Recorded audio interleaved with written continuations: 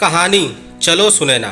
कभी कभी उसे खुद से घृणा होती, वो खुद को धिक्कारती, अपमानित करती, अपनी रूह को कोसती, लेकिन उसकी निर्लज रूह अप्रभावित ही रहती। उसने लोगों के कहते सुना था, दिमाग गलत भी करने को कह सकता है पर रूह दम मार्ग पर चलती है। लेकिन उसकी तो रूह ही कलुषित हो गई है। लोगों के स्वस्थ माता पिता को देखकर उसे गुस्सा आता, सोचती कि जब उसके सिर से माता पिता का साया उठ गया, इनके पास ये सुख क्यों। जब किसी बेटे को माँ का ध्यान रखते देखती, उसी क्षण उस स्थान को छोड़कर आगे बढ़ जाती। लोगों को अपने भाई बहन, बुआ, चाचा चाची, ताई ताऊ के साथ खुशी देखती तो मन होता कि उसी क्षण धरती समाप्त हो जाए, सब समाप्त। ना कोई सुखी परिवार दिखेगा और ना उसे स्वयं के अनाथ होने पर पीड़ा होगी। इन भावनाओं को अधिक बल तब मिलता जब इस ओल्ड एज होम में कोई अपना जन्मदिन मनाने आता। उस दिन बढ़िया केक खाने को मिलता, खाना भी अच्छा होता, यहाँ तक कि बच्चे पैर छूकर बुजुर्गों का सम्मान भी करते। लेकिन उसका मन होता कि उन बच्चों और उनके परिवार को धक्का मार कर वहाँ से निकाल दे। वह ऐसा नहीं सोचना चाहती, पर रूह ने कब किसकी सुनी। वह तो चंचलता ठहरी। तो क्या हुआ अगर सोशल सर्विस करने आए परिवार अपने साथ कैमरा लाना नहीं भूलते, अपने घरों से निजी तस्वीरें उतार ली गई हो। उनके लिए तो इतनी तस्वीरों का लिया जाना खुश होना चाहिए। तो क्या हुआ अगर ये लोग इन तस्वीरों को अपने सोशल मीडिया पर डालकर बताते हैं कि जन्मदिन मनाने का सही तरीका क्या है, फिर खूब प्रशंसा बटोर कर अगले साल किसी अनाथालय का प्रोग्राम बना लेते। आज के इस आधुनिक युग में ऑफरनेज और ओल्ड एज होम हैशटैग के लिए बहुत इस्तेमाल होते हैं। Hashtag birthday at orphanage, hashtag celebration at old age home. अब इतना निवेश कर रहे तो थोड़ा दिखावा तो बनता है। और फिर ओल्ड एज होम में पड़े उन व्यर्थ लोगों को एक दिन का अच्छा खाना भी तो मुफ्त में मिल रहा, जिन्हें उनके परिवार ने कूड़े की तरह फेंक दिया। एक दिन के लिए ही सही, सम्मान तो प्राप्त हुआ। भावना नहीं, मूल्य महत्व रखता है। जीवन से अधिक मृत्यु बिकती है।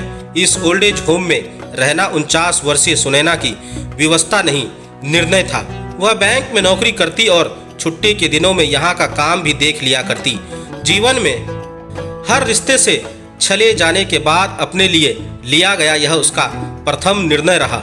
उसने रोक लिया, जाना चाहा भी नहीं, और जो रोक सकते थे उन्होंने उसे जाने दिया। इस ओल्ड एज होम की संचालिका उसकी बचपन की मित्र है। जब मित्र ने हाथ बढ़ाया, सुनैना ने थाम लिया। अपनी प्रत्येक छुट्टी के 4-5 घंटे वो यूं ही बालकनी में बैठकर सोचने के लिए रिजर्व रखती। अभी तो कुछ देर और सोचती रहती अगर पीछे से ओल्ड एज होम की केयर टेकर नम्रता की आवाज़ नहीं सुनाई पड़ती। सुनैना दीदी, आज अपना फेवरेट काम छोड़ो और बाहर चलो। सुनैना ने तुनकते हुए जवाब दिया, क्यों, आज ऐसा क्या है? तुम जानती तो हो मैं किसी की सोशल सर्विस या ट्रॉफी बनने में इंटरेस्टेड नहीं हूँ। सब जानती हूँ, तभी आपको बुलाने आई हूँ।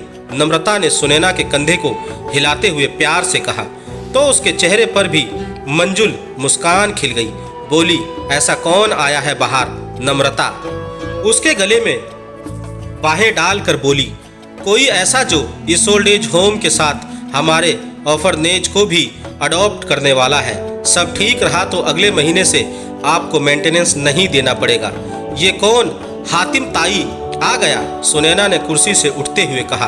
तो नम्रता ने उसका हाथ पकड़ा और बाहर ले जाते हुए बोली, उसके लिए आपको बाहर चलकर देखना होगा। नम्रता के साथ चलकर सुनैना बाहर हॉल में आ गई। उसने देखा कि सभी लोग हॉल में ही हैं और उन सभी के बीच में एक पुरुष खड़ा कुछ कह रहा है। सुनैना की तरफ उस लंबे पुरुष की पीठ होने के कारण वह उसे नहीं देख पाई, किंतु जब वह उसकी दिशा में मुड़ा, उसके मुख पर दृष्टि पड़ते ही सुनैना जैसे छुपने के लिए कोई जगह तलाशने लगी।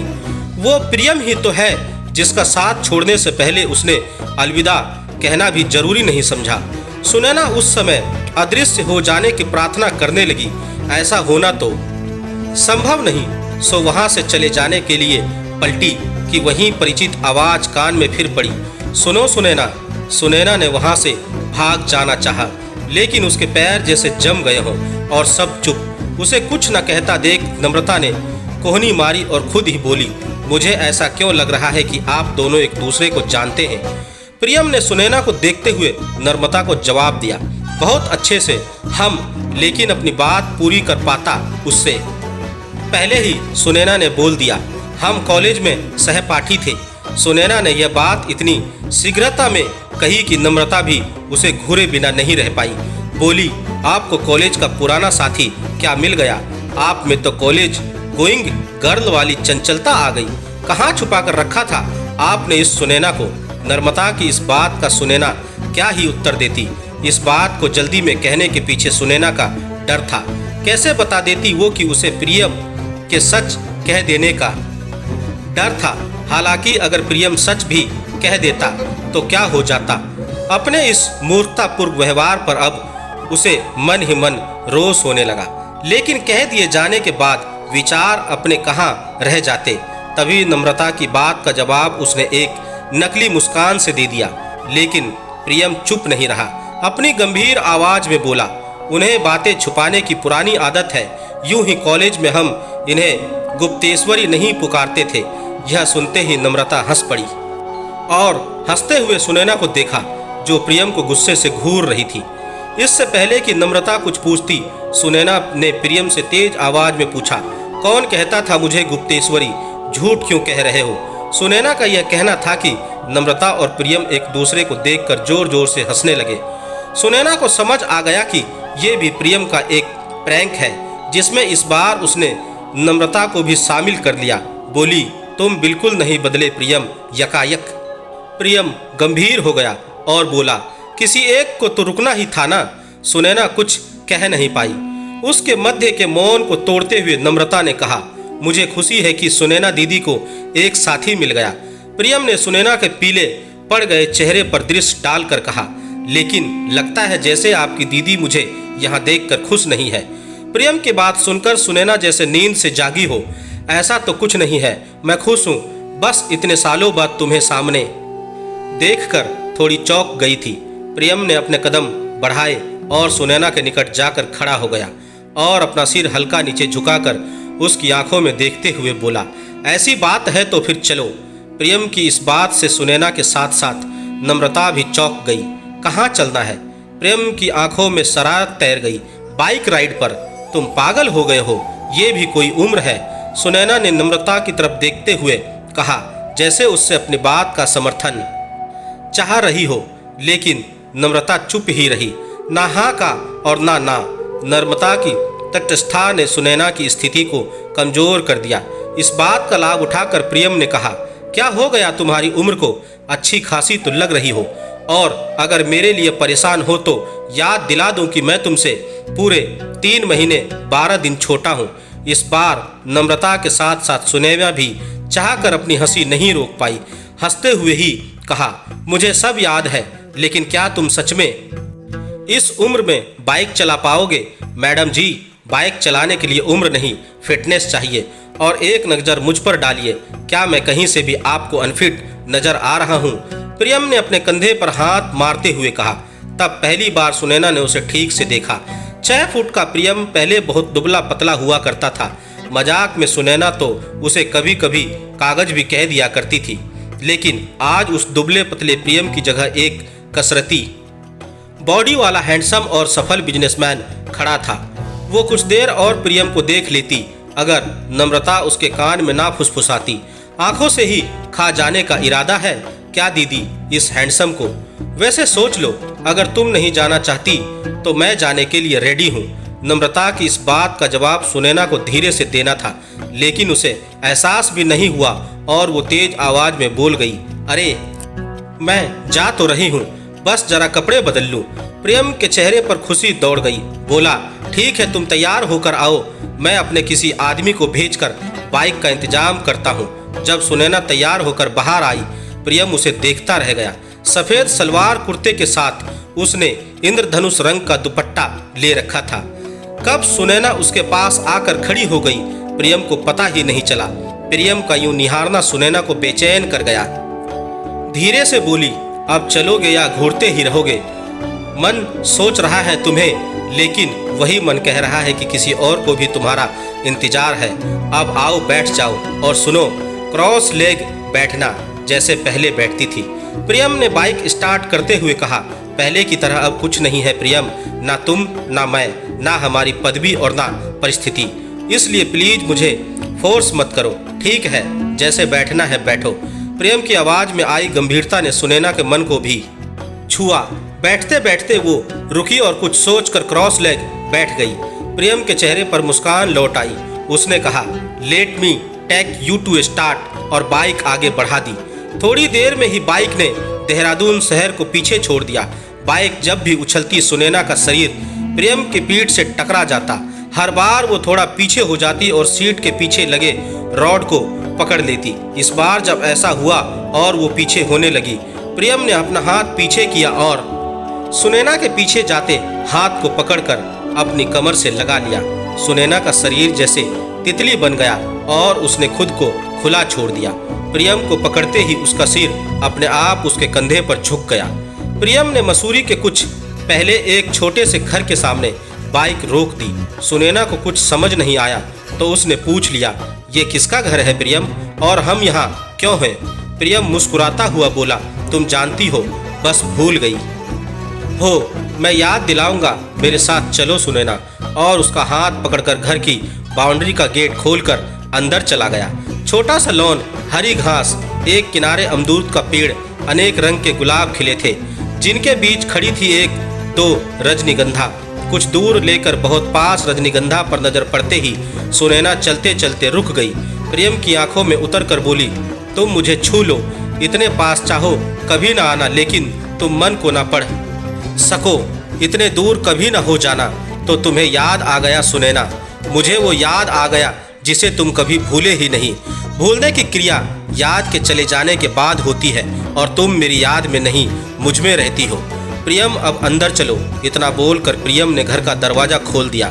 अंदर चलो, पिछले कुछ सालों से ये घर तुम्हारा इंतजार कर रहा है।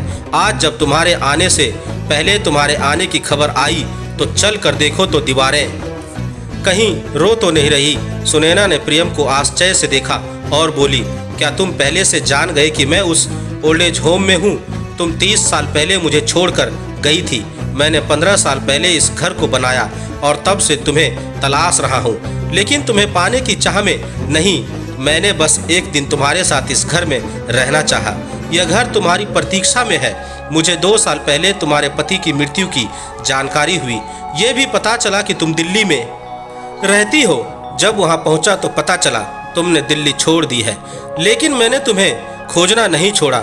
1 सप्ताह पहले तुम्हारे उस ओल्ड एज होम में होने का पता चला। सुनैना प्रियम के करीब आई और बिना झिझक उसके चेहरे को अपनी हाथों में थाम कर बोली, तुम मेरे साथ इतने नॉर्मल क्यों हो?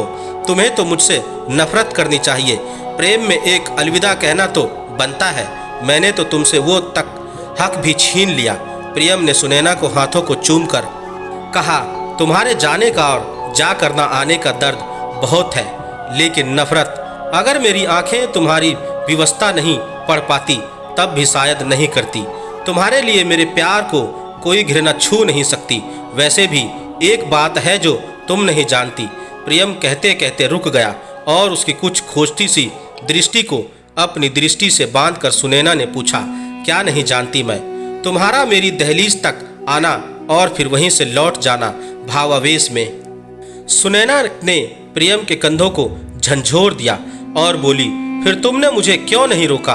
प्रियम ने सुनैना की कमर को अपनी बाहों के घेरे में लेकर कहा, क्योंकि मैं जानता था कि जो लड़की प्यार है नहीं कह पाई वह अलविदा कैसे कह पाएगी।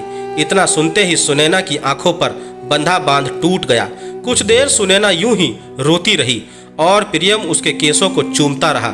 थोड़ी देर बाद सुनैना ने प्रियम के सीने से अपना सिर उठाया और बोली, तुमने तो मुझे मेरे अपराध के लिए बरी कर दिया, लेकिन भगवान ने नहीं किया। तभी शायद मेरे दोनों बेटे नालायक निकले। कुछ अधिक ही बुद्धिमान अपनी माँ को यहाँ छोड़कर विदेश जो गए फिर लौटे ही नहीं। मैं 2 साल रोई, बहुत रोई, लेकिन फिर एक दिन मेरे आंसू सूख गए।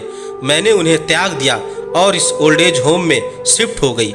घर को किराए पर लगा दिया नौकरी तो थी ही, लोगों ने मना किया, लेकिन लोगों की परवाह करना तो मैंने उसी दिन छोड़ दिया जब बेटे से त्रस्त अपने मम्मी पापा को घर लाई।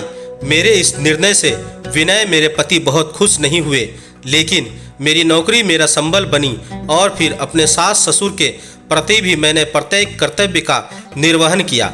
उनसे कुछ करने की तो उम्मीद कभी नहीं रही, मौन की थी, वो मिल गई। तुम्हारा हर निर्णय सही है। अचानक जैसे सुनैना को कुछ याद आया और उसने पूछा, लेकिन तुमने अपने परिवार के बारे में तो कुछ बताया ही नहीं। प्रियम ने सुनैना को सीढ़ियों पर बैठने का इशारा किया और उसके बैठते ही खुद भी उसके पास बैठ गया। बताने लायक कुछ विशेष नहीं है। तुम्हें याद होगा, हम एक बच्चा गोद लेने की बात करते थे, तो मैंने एक बेटी गोद ली है। उसका नाम नैना ही रखा है, जैसा तुम चाहती थी। आजकल दिल्ली यूनिवर्सिटी से ग्रेजुएशन कर रही है। बस सुनैना की आंखें प्रियम से हट ही नहीं रही थी।